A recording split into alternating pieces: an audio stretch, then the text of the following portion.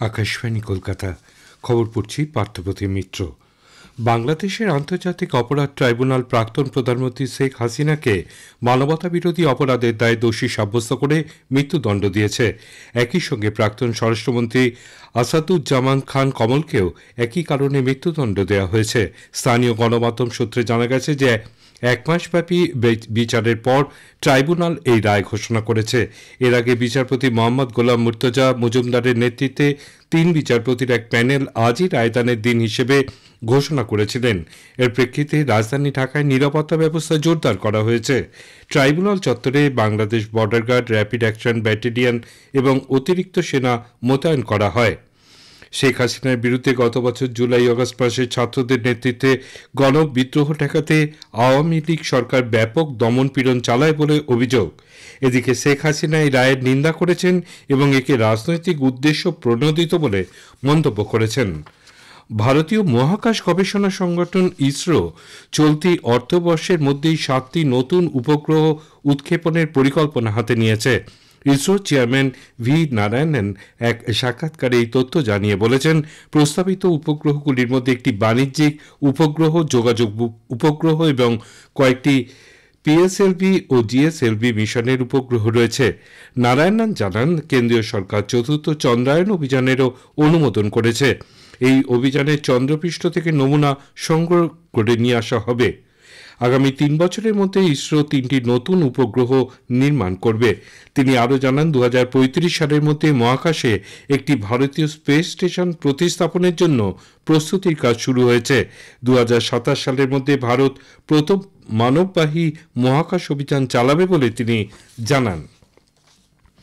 Saudi আরবের মক্কা থেকে Medina যাওয়ার পথে তীর্থযাত্রীবাহী একটি বাস ও ট্যাঙ্কারের মধ্যে সংঘর্ষে 42 জন ভারতীয় হজযাত্রীর মৃত্যু হয়েছে। প্রাথমিকভাবে পাওয়া খবরে জানা গেছে, ভারতীয় সময় গত রাত 1:30 নাগাদ মুফরিহাট নামে একটি স্থানে বাসটির সঙ্গে একটি ডিজেল ট্যাঙ্কারের মুখোমুখি সংঘর্ষ হয়। হতাহতদের মধ্যে বেশ কয়েকজন মহিলা ও শিশু রয়েছে। মক্কায় হজযাত্রার শেষে তীর্থযাত্রীরা মদিনার দিকে যাওয়ার সময় এই ঘটনা ঘটে বলে জানা গেছে। উপরাষ্ট্রপতি সিপি রাধাকৃষ্ণন, প্রধানমন্ত্রী নরেন্দ্র মোদী, বিদেশমন্ত্রী ডক্টর এস জয়শঙ্কর, সংখ্যালঘু বিষয়ক মন্ত্রী কিরেন রিজিজু এই দুর্ঘটনায় গভীর শোক ব্যক্ত করেছেন। বিহারের মুখ্যমন্ত্রী নীতিশ কুমার রাজ্যপাল আরিফ মোহাম্মদ খানের কাছে রাজ্য মন্ত্রিসভা ভেঙে দেওয়ার সুপারিশ করেছেন। আজ বিদায়ী মন্ত্রিসভার শেষ বৈঠকে এই সুপারিশ করার প্রস্তাব গৃহীত হয়। আগামী 19শে নভেম্বর বিদায়ী এনডিএ সরকারের মন্ত্রিসভা ভেঙে দেওয়ার সুপারিশ করা হয়েছে। মুখ্যমন্ত্রী নীতিশ কুমার এক চিঠিতে রাজ্যপালকে এই সুপারিশ জানিয়েছেন। আগামীকাল এনডিএর পরিষদীয় দলগুলির বৈঠক হবে। 20শে নভেম্বর পাটনার ঐতিহাসিক গান্ধী ময়দানে জেডিইউ নেতা নীতিশ কুমার মুখ্যমন্ত্রী হিসেবে শপথ নিতে পারেন। রাজভবনে বোমা বন্দুক মজুত রাখা নিয়ে তৃণমূল কংগ্রেস সাংসদ কল্যাণ বন্দ্যোপাধ্যায় তোলা অভিযোগের প্রেক্ষিতে রাজ্যপাল সিভি আনন্দ বোসের নির্দেশে রাজভবনে আজ বিশেষ চিরুনি অভিযান চালানো হয়।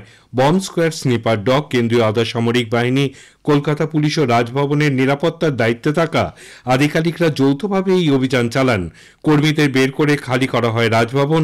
সফর কাটছাট করে উত্তরবঙ্গ থেকে রাজভবনে ফিরে রাজ্যপাল নিজে তল্লাশি অভিযানের নেতৃত্ব দেন। পরে তিনি সাংবাদিকদের বলেন, সত্যকে সকলের সামনে আনতে এই অভিযান চালানো হয়েছে। Public have a right to know the truth. That is why this joint operation has been sanctioned. Now we have searched, we are searching every nook and corner of the Rajbhavan. So far nothing has been detected and we hope nothing will be detected. If the false statement made by the Honorable MP is unearthed properly, much to the conviction of the people of Bengal, certainly strong legal action will be taken against the MP for alleging such things against the constitutional position. Voter তালিকায় বিশেষ নিবিড় সংশোধনী সহ voter তালিকা সংক্রান্ত কোনো কাজেই কখনো ব্যবহারকারীর কাছ থেকে ওটিপি চাওয়া হয় না বলে নির্বাচন কমিশন জানিয়েছে। তাই এই ধরনের কাজের জন্য কমিশনের কিংবা পশ্চিমবঙ্গের মুখ্য নির্বাচনী আধিকারিকের দপ্তর কোনো মোবাইল নম্বরে কখনো ওটিপি চাইলে তা নিঃসন্দেহে প্রতারণার চেষ্টা বলে ধরে নিতে হবে। রাজ্যের মুখ্য নির্বাচনী আধিকারিকের দপ্তরে প্রকাশিত বিজ্ঞপ্তিতে স্পষ্ট বলা হয়েছে, সম্প্রতি কয়েকটি ক্ষেত্রে নাগরিকদের মোবাইলে অচেনা নাম্বার থেকে ফোন বা বার্তা গিয়ে ওটিপি চাওয়ার অভিযোগ সামনে এসেছে। এর জেরে ভোটার তালিকা সংশোধনকে কেন্দ্র করে বিভ্রান্তি বাড়ছে। বিজেপি রাজ্যে যেসব ভোটাররা এখনো এসআইআর ফর্ম পায়নি তাদের অবিলম্বে ফর্ম বিতরণের দাবি জানিয়েছে।